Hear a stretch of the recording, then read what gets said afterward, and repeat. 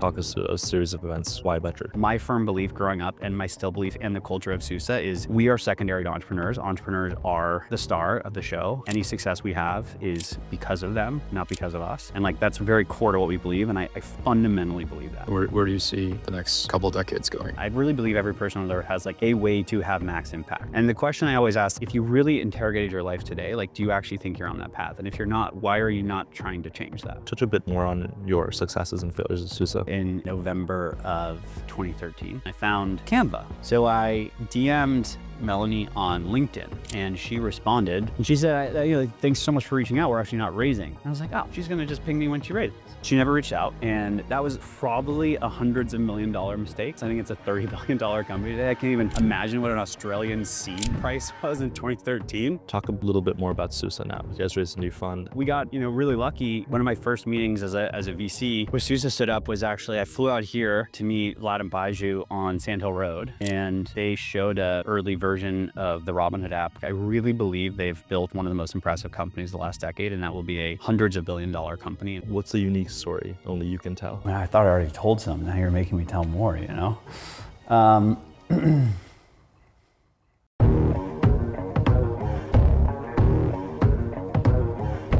This episode is brought to you by SemiAnalysis, the leading research and consulting firm for AI infrastructure and build-outs. They work closely with many hyperscalers, AI labs, hedge funds, and semiconductor companies that you know and respect. From tracking the inference economics of model deployments to every data center and the supply chains for fabs, servers, electrical equipment, and more, SemiAnalysis is an expert on the topic. If you want to learn more or work in the industry, visit semianalysis.com to see their research and purchase their models. Thanks again to SemiAnalysis and founder Dylan Patel. The Decagon project builds founding go-to-market and engineering teams for venture-backed startups in San Francisco and New York. They built founding teams at Ramp, Cursor, Decagon, Rogo, and many more, while selectively investing through their flagship venture fund. With over a decade of experience and trusted partnerships across the top 15 US-based venture firms, the Decagon project is the premier talent partner for high-slope opportunities in early-stage technology. To learn more, get in touch, or explore roles across a curated list of breakout startups, visit decagonproject.com. We can maybe start with your childhood. Maybe you can paint a picture of what it was like growing up, what you wanted to do growing up, who you looked up to. Paint a picture. Yeah. I think to understand my childhood, I think you want to understand a bit about family. I think that's roots who we are as people. So on my mom's side, my very formative experience was my grandfather. So my mom's dad. He was a lifelong educator, school principal, superintendent, ran part of the U.S. military schools. So and he was a military person himself. So discipline, rules, education is important. And my mom is one of the most kind of high EQ people I've ever met. And I think anyone in our community would say that she's probably the most personable person they've ever interacted with. So that's on one side. On the other side, I get a lot of my inspiration for what I do today. So my dad's family was from Atlanta, Georgia. So he grew up in the South. And his dad worked for a telco that essentially became, through a series of acquisitions, AT&T. And their mom passed away, my grandma, when they were young. So it was a life raised by their grandma. Grandfather on that side was working a lot. Not exactly an easy childhood growing up in Atlanta. My dad had very bad vision. So he was often called Four Eyes. It was fully, when he was 13, he was running through a peach forest and actually poked his eyeball out. So he's blind in one eye, which most people don't really know. And all that led him to saying I need, he went to Georgia Tech, studied double E. And he's I need to get out of here. And so came to the West Coast for Stanford Business School, and this in the 70s. And he's the first to admit the importance of luck in life, because he fell into Silicon Valley at a moment when we were laying the infrastructure for what is now Silicon Valley from a hardware perspective and chips and silicon and stuff. And by accident, it fell into the venture business, right? Through what was the early people like Arthur Rock and folks like that of the day. And, fast forward to today, he helped start Kleiner Perkins. He's had an amazing career. What's interesting is he's known in venture for biotech.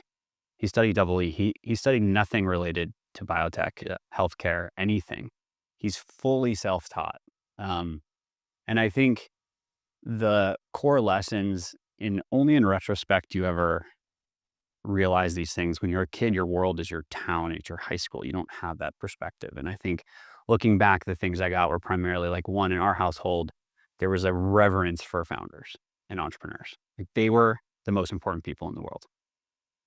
The second was like a serious amount of humility that luck plays a huge role in anyone's life. And you can put in hard work and you can do all these things to magnify luck. But like, at the end of the day, there's a ton of chance, right? And so always have humility in whatever you do.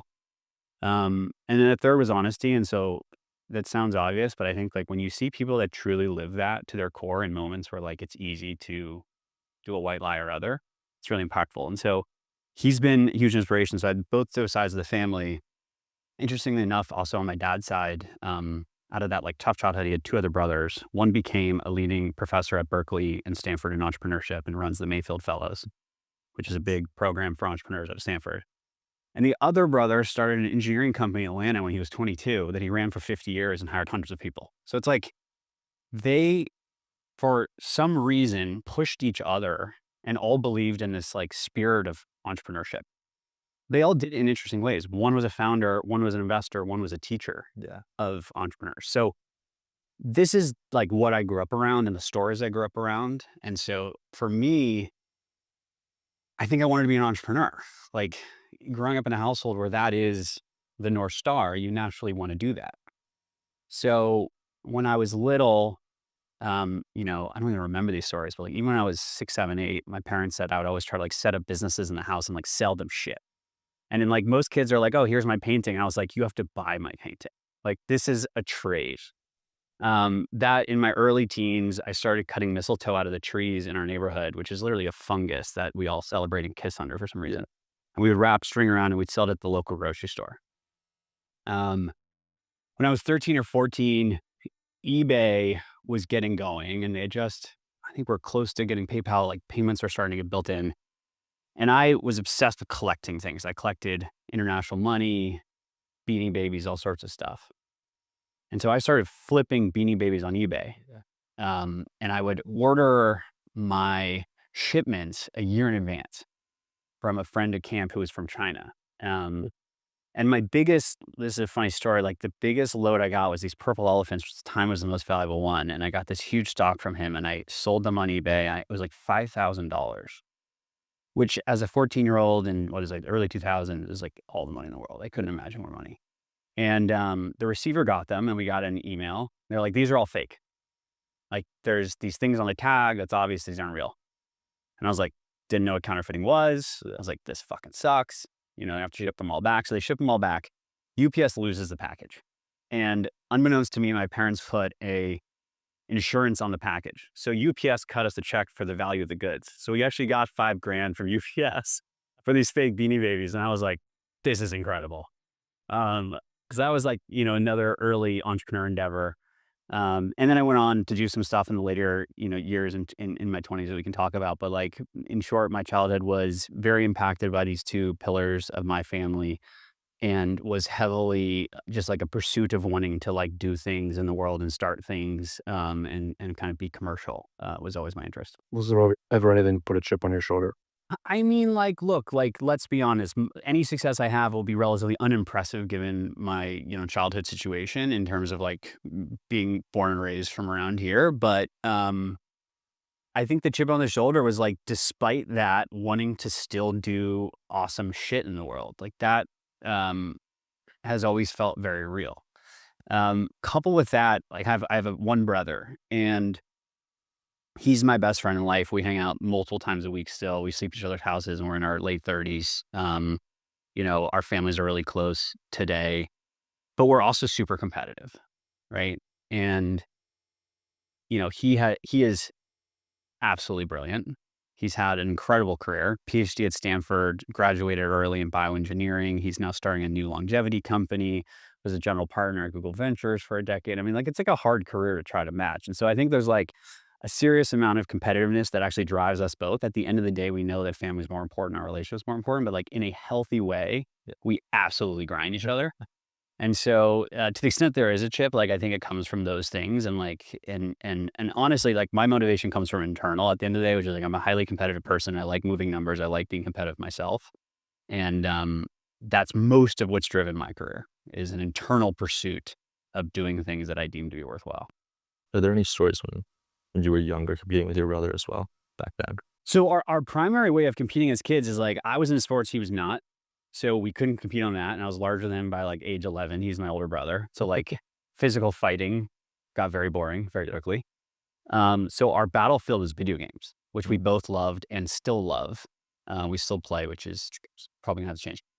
We play Dota 2 a lot together is the main game. This is like a old person League of Legends is the way to think about it.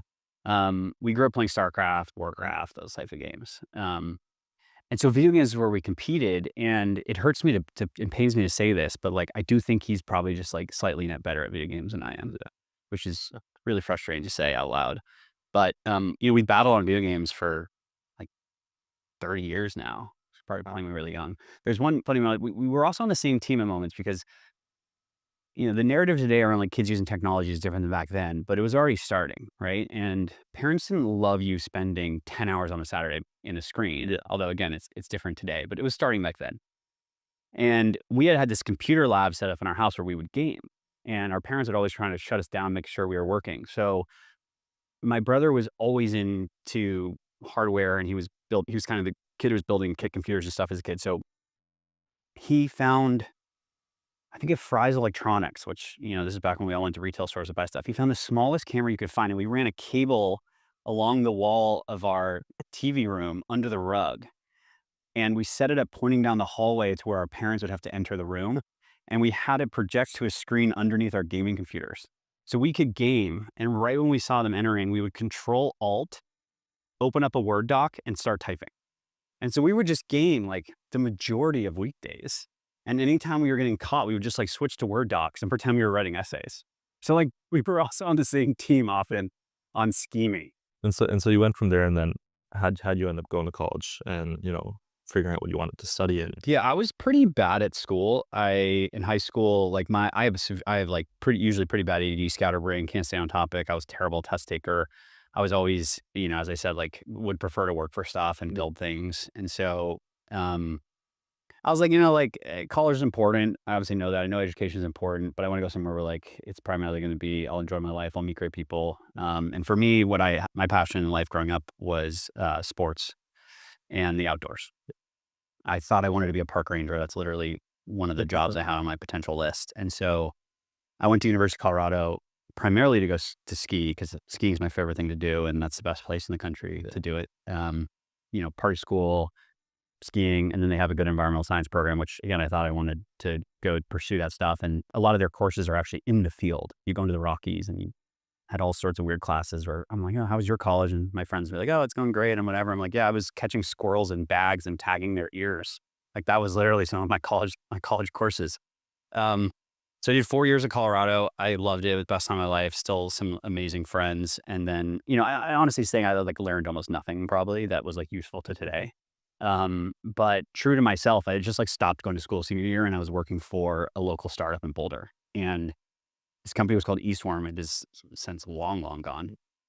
But it was inverse Groupon before Groupon. Like it was a couple years before, and they almost had the model right, but it was the wrong order. Yeah. So Eastworm was like, if I wanted a digital camera, I would post on Eastworm that I want this camera. And let's say it retailed at 100. I would say I want it for 80. And I would go get people around the internet to say, I also want the camera for 80. And then what the site would do is if they got 400 people, they would go negotiate directly with the manufacturer a whole discount. So it was inverse Groupon, where you needed the demand before you had the deal. Yeah. Where Groupon was just like, let's just go get a deal and know that we can fill it. Yeah. So they were almost there, and they had a bunch of products tip, and they did a bunch, and they like kind of got some revenue. And I was working there, total like bitch roll. Like I was true coffee getter, cold calls, whatever. But I would go 7 a.m. On school days, totally deprioritized school senior year. And it was like an incredible experience. Learned a ton. And, graduated CU, moved back to the Bay immediately. This is 2009. In which I think SF back then was like glory days. Like it was amazing. It's fun to think about the companies that were starting right around then, like now, right? So Uber was shortly thereafter. Like a lot of these generational companies were starting in and around us because it was just after the financial crisis. So it was an amazing time to be in San Francisco, in my opinion. And then I, started the rest of my career from there. When did you hit that inflection point of going from park ranger to I want to join a startup. I'm not going to my classes. I think the taste of that company versus like what my classes felt like, which is I was intellectually interested in the outdoors and the environment, and I realized it could always be a hobby. But professionally, what I experienced at that company, I was like, this is what I felt as a kid when I was doing things that I loved, which was like putting my own energy into something and like moving a number, moving a needle, doing like seeing an output that's very, very real. That was the inflection. And so after school, went to mentors, what should I do? They're like, go get work experience. And so I worked for a venture backed company, which like was all accounts a great company. It's called Silver Spring Networks, venture backed. They were in the early like clean tech 1.0 era. So they were building smart meters, which allows like PG&E was the largest customer. Allowed PG&E to read your electric meter data every 15 minutes when they used to literally send someone to like visually look at your meter and write it down. It's crazy to think about. It's like a really good company. At its core is a networking company. We built chips and we built stuff over Zigbee protocols. We built access points in neighborhoods to pull back all that data. Like it's a really interesting company. Ended up IPOing, but I just like realized I hated working for people. Like what I felt as a kid, which I loved, was like, okay, I get like this is cool, but like I can't stand the structure of this. I can't stand reporting to people. I can't stand doing work that is just to please like someone, even though it doesn't actually move the business forward. Like that to me just felt so dumb. Yeah. And so shortly thereafter, and this was when I was 24, I left to now start Susa. So like my entire life has been just Susa, on a professional level. And so my working career before this was like relatively short. Can you touch a bit on the Nerdglaze story, the daily Yeah. Kleiner, bit of that? I left Silver Spring in about 2012, and I moved to New York City on a whim. I was like, I'm from the Bay. I live in the Bay. I need to get out of here. I need to go try something else. And so packed up the car and I just did a road trip from California to New York City. And got to New York 2 months later. As I said, I like skiing. I did it during the winter. So I skied my way across, hit like 15 ski resorts. It was a great period of life, early 20s, like a fun adventure. Got to New York and early on, I went to a taping of The Daily Show with Jon Stewart, and his guest at The Daily Show was Peter Dinklage from the Game of Thrones. And they were talking about like binging on too much nerd content. And Jon Stewart said, that's called nerdglaze when you binge. And then he, on a whim, just goes, if someone doesn't know nerdglaze.com, they should. Like the whole crowd laughed or whatever. So we go to dinner after with some friends that I went to the show with, and we're all sitting there and I was like, oh, that part was really funny. And then I was thinking about the show and I'm like, this is not a live show. This is a fully taped show. And he said like a domain on TV. That's really interesting. So I went on, I think it was hover.com, like the web, whatever, bought the URL at dinner, went home immediately. Like we just like paid the bill, rushed home with a buddy of mine. And we stood up a web page that like it's probably technically illegal, but like just put the face of the guy from Game of Thrones on the website, just like totally made shit up. And we just said big things coming with like an email submit bar, and that was it. And like a little call to action up at the top that was like, if you want to be involved, even though we had no plan of what the thing was, reach out. Like that was the whole site. Set up Google Analytics on it. We stayed up that night as it went live. East Coast, Central, West Coast. Tens of thousands of page views. Cause I mean, you literally watching a show, they say a domain, like you're going to probably just type it in, right? Tens of thousands of page views, tens of thousands of email submits. Like people just drop their emails in. They're like, and then people would send us emails. We set up like nerdglaze@gmail.com. So we didn't have time to like get the domain set up on the email. And over the course of the next year, my buddy and I, through chatting with a lot of friends, just kind of built like a mini, I don't know the right term, probably like a Barstool Sports for nerd content. So think of like a content site that looks like Reddit-ish, although we were using all these like WordPress plugins or templates at the time. We had anime, movies, video games, all sorts of content. We had writers, a decentralized group of writers writing free content around the US, all on this like accidental moment of The Daily Show. And it was awesome. And like an article of ours would go viral on Reddit and it would take down our site and we'd try to figure out how to, and like, I didn't know that much about all this, right? So it was all just like learning in the moment. We ended up kind of like micro selling that to a content farm in the Midwest when I realized like this is taking up way too much of my time and this is like not my future career. Because halfway into that journey, we had just done the early start of Susa. So I was like, I can't do both of these. And like, Susa's clearly what I want to go work on.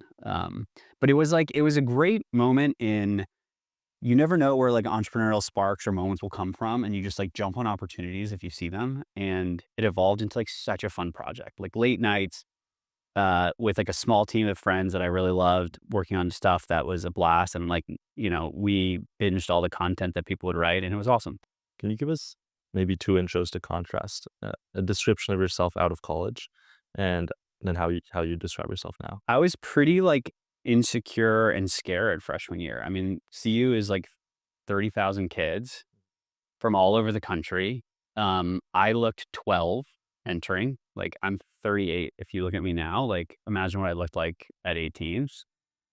I looked like a kid. I was pretty insecure. I was pretty scared in that environment. There were people that looked way older than me, that seemed way more mature than me, seemed way cooler than me. And like, I think what I did not pursue, and CU has this huge frat life, did no Greek life. Yeah.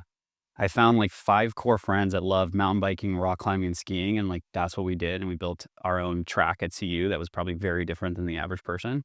But that was like my style, and I was super happy doing that. So, if I were to categorize myself then, it was like a sports loving, trying to figure out who I wanted to be and what I wanted to do in the world with a small group of friends.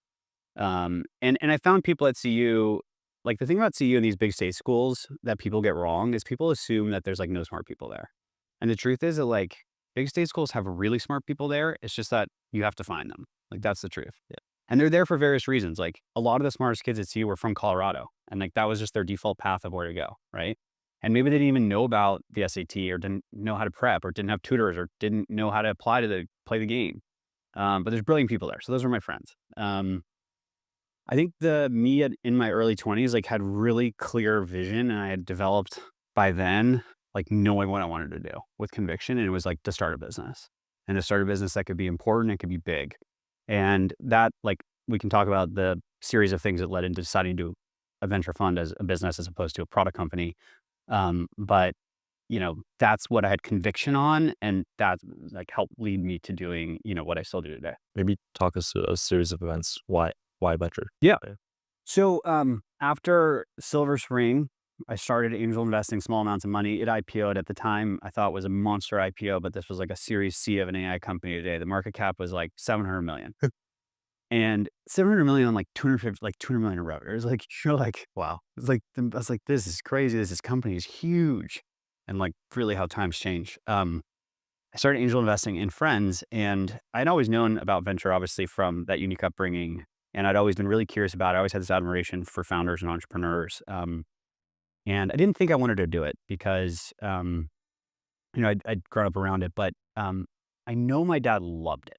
Like he loved his job. He worked his ass off. When we were really young, he was not around much. He was grinding. He was building his stuff. In our, early teenage years, he made a really switch where he's like, I'm going to be home for dinner every night. And he was home every night. But like, I saw him love his job. So that was very interesting. When I started angel investing into a lot of friends and people I was meeting, I was just trying to hustle. I cold emailed like Chris Dixon and David Tisch at the time. He was running, I think, Hunch or something in New York.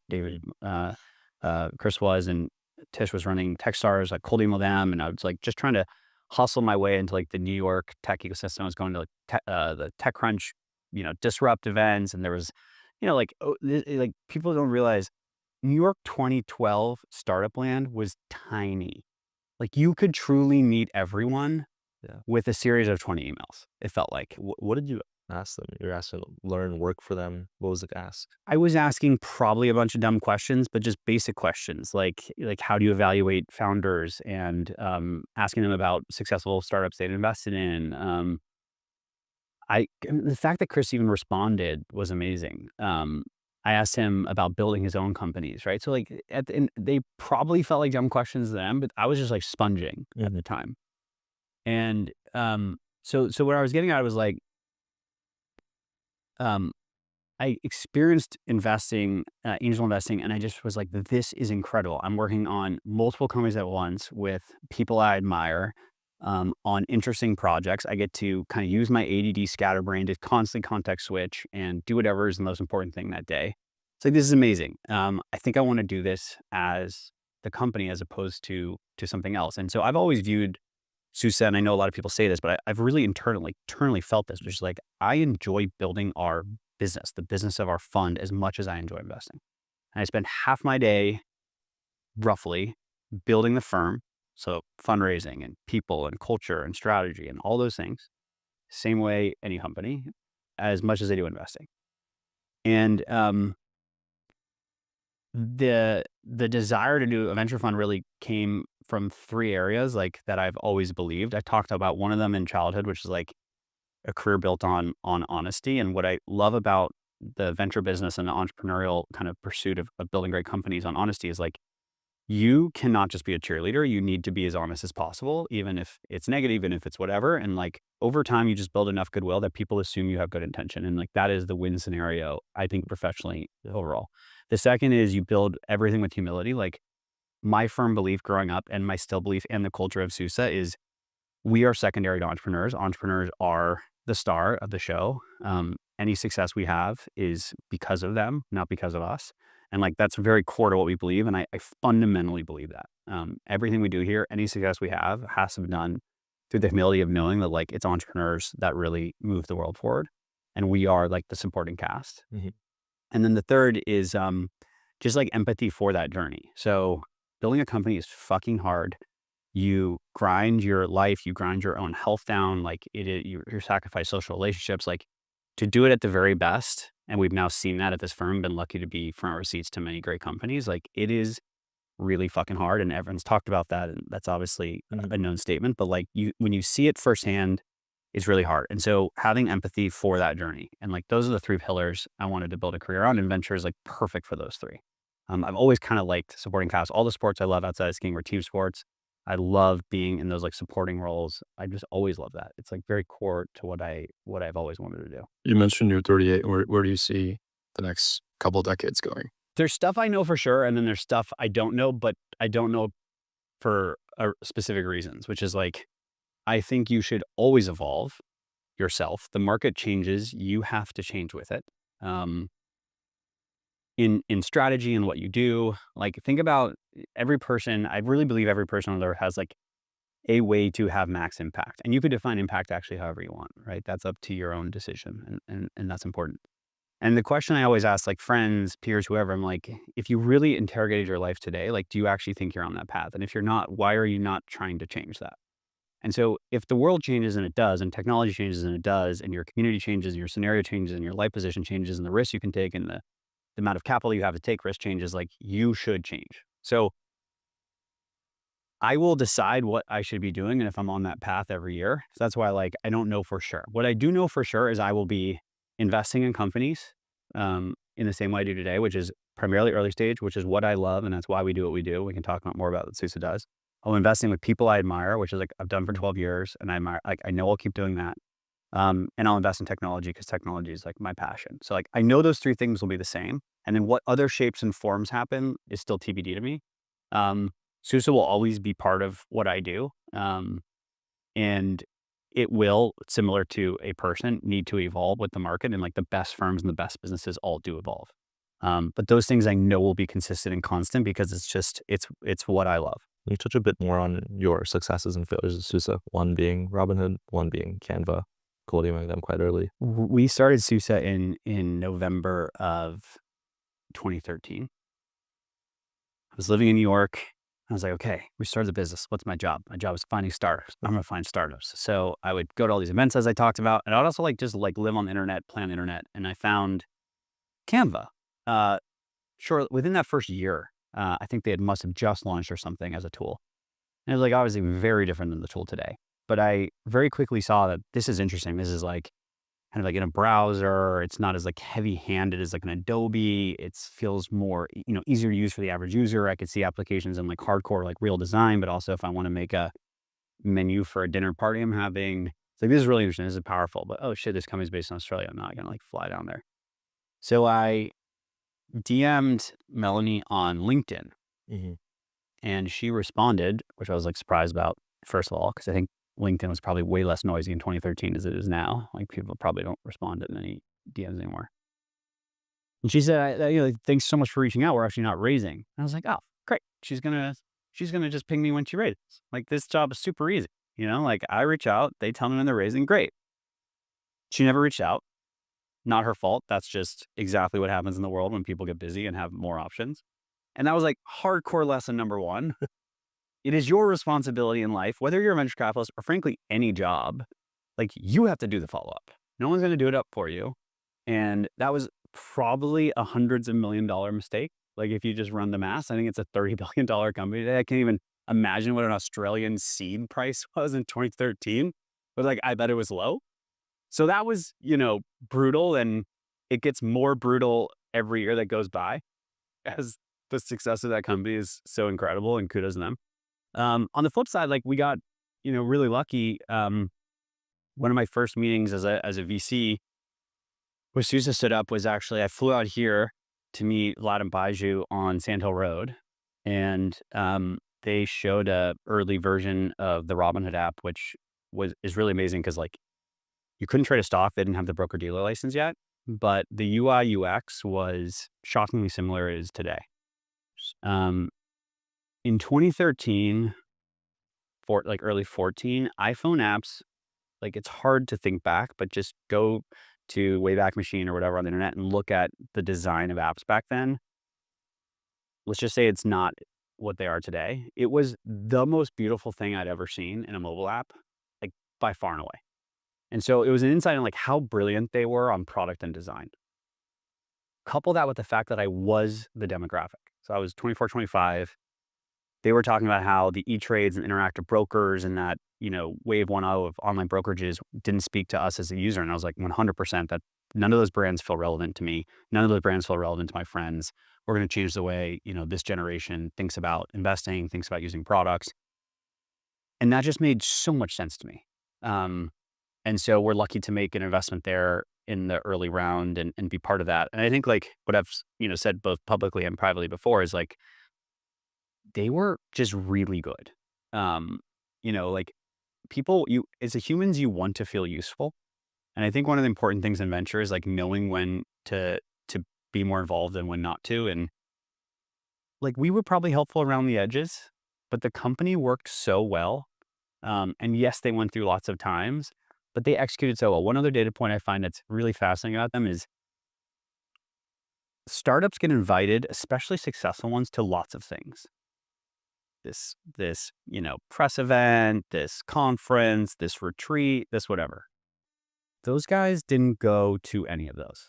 Like they truly just focused on company building. They didn't get caught up in like, I also want to be an angel investor much. Like they were truly really focused. And like, as I said before, like all humility with this business, 100% of the credit of that entire thing goes to Vlad and Baiju and the team. Like it was incredible execution. And I think, I said this on Twitter a couple months ago, like I really believe they've built one of the most impressive companies the last decade, and that will be a hundreds of $billion company in its terminal value. Like they're going to continue to ship great new products for an existing customer break that will compound with time, whose assets will grow on the platform. It will just be a juggernaut of a business over a long haul and will compound forever. And like getting to be so luckily part of one of those from the seed is incredible. And like in a way, my entire goal in life is like professionally is like I just trying to find more of those. And it's really hard. They're so rare, right? And so back to your question of like losses and misses, like I've definitely missed way more than we've hit things. But like you learn from all those. And some companies fail for good reasons and some for bad. We've seen everything now in 12 years. I've seen founders break up and fall apart and the company falls apart. I've seen fraud in a company or portfolio. And I've seen like nothing to the fault of the team, but like market dynamics or all these things that are out of your control can totally tank a company. And so it gets back to like what we actually start the whole conversation with is like, there's an incredible amount of things outside of your control. So you can only control what you can. And you have to get some breaks along the way, right? Talk a little bit more about Susa now. You guys raised a new fund. Yeah. So we will have, recently announced Susa 5. And it's 175 million for just seed stage. And I think that makes us the largest, if not one of the largest seed only funds in the US. And the nuance there is really important, which is like a lot of early stage funds have opportunity funds. They have multiple strategies. They have whatever. Susa has gone back to a core seed fund as our main business. So that is pre-seed and seed. That is across categories, but primarily software. We're mostly leading or co-leading these days. And so in a lot of ways, we actually are doing what we did in 2013. We're doing seed again. We have the exact same size portfolio. We happen to write larger checks and are more meaningful in those rounds. But the core business of what we try to do and like the founders we serve and the stage of business is actually the same. And like, I love that because the world is big, it's complicated, and you have to pick a craft that you can try to be the best in the world at. One of my mentors early on gave me advice that like the reason to be the best in the world at something is not that you're the best in the world at it, although that's a nice thing. It's that when you're the best in the world at something, you interact with the people that are the best in the world at what they do. And that's what makes life so compelling. Yeah. And it's true. The best people, like the best in the world at tech, hang out with the best in the world in acting and hang the best in the world with sports, and like those communities interact, and like that makes life really rich. And so I've always found like that's an interesting motivator, but also is like choose a craft and try to be really great at it. And I've chosen to choose this part of venture in a world where venture is obviously going, I call it buffet venture capital, which is like these firms are like gigantic buffets of everything. We're kind of doing like the specialized counter move. What drives you now? What excites you? What excites people at Susa? And what do you do different than all these other firms apart from capital? So a couple things still drive me today. One, I like building our firm still. So I like creating an environment where people can build careers. That's really meaningful to me.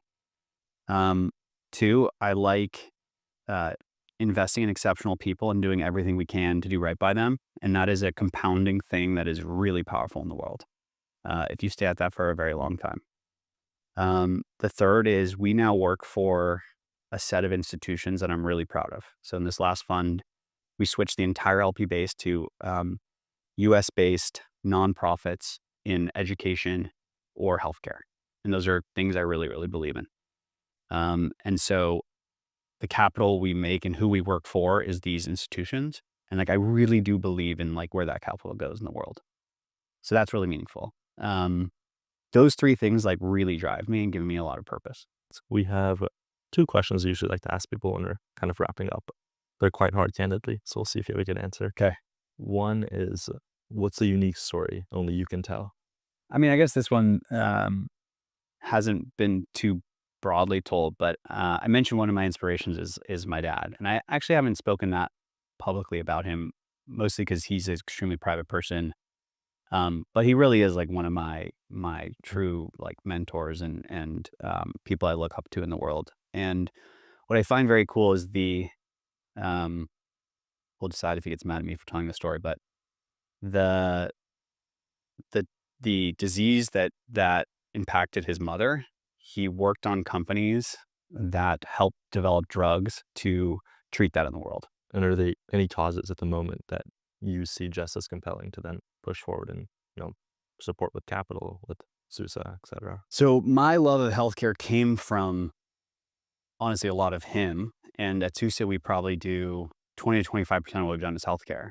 And many of the business we've invested in directly impact patient lives. So as an example, like a company called Biz that I helped seed is the leading platform in the US for triaging stroke patients using CT scans. And it's like directionally saved lives, and we know that empirically. So when a stroke patient gets triaged at a tier 2 through tertiary hospital, there's sometimes not a radiologist there to read the scan. So that there's a delay in getting that scan read and triaging that patient to either surgery or IV or other pathways. And Viz is a software front end that can automatically read an image and start triaging a patient before the human in the loop verifies that decision. But that time saved is really meaningful for outcomes in stroke. Every 15 minutes, the outcomes seriously degrade. So like there's companies in our portfolio that I feel so emotionally like meaningful about that like that is kind of like peak career happiness. Like you really feel like a product changes the world. It sounds super cheesy, but it's so true. Like in a really material way, which is awesome. And that's like over 1,000 hospitals now, like real patient lives. Like it's epic, Awesome. So. And the last question is, there was a book about your life. What would the title be? I Live to Outcompete You. I love it, brother. That's from my brother, yeah. Actually, it used to be so cheesy to look back on this. That was like my motto in my early 20s. And that was like my Twitter bio for a while or something. It was so cheesy. I can be miserable to play casual games with, at certain levels. Yeah. I think it probably comes from rooted insecurity that I'd probably need to talk to a therapist about, but like, I really do fucking hate losing. I love it. That's why Susa will win. I hope so.